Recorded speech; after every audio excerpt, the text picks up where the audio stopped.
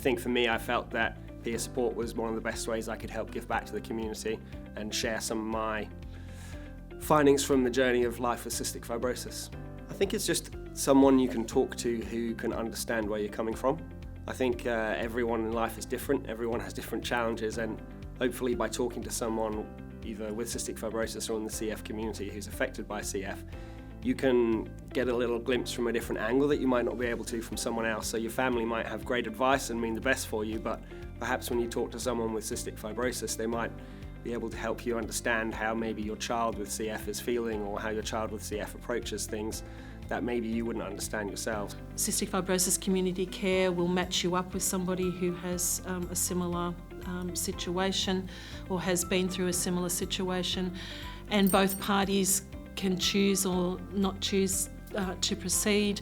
2 or so years ago, when I really needed a transplant, I really felt I needed a little bit more information and an insider's point of view, if you like, of the transplant experience, so that it was more for me, so that I felt ready and also felt like I had the information I needed to make good decisions. So that's what it's all about.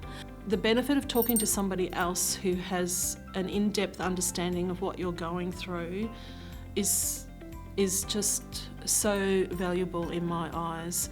And so even before I became part of the formal peer support network, I was reaching out to other parents, mainly mums, who were going through a similar situation, and we developed an informal peer support network. So I was contacted Cystic Fibrosis Community Care, and they put me in contact with a great guy who was a similar age and had actually had a transplant about 12 months before. So he was fantastic, and he really was very easy to talk to. I had a lot of questions I wanted to ask, and he really gave me an insider's perspective on some of the challenges, some of the processes. And sometimes that is just having somebody listen to what you're going through. They may not actually be able to give you any answers, and that's okay.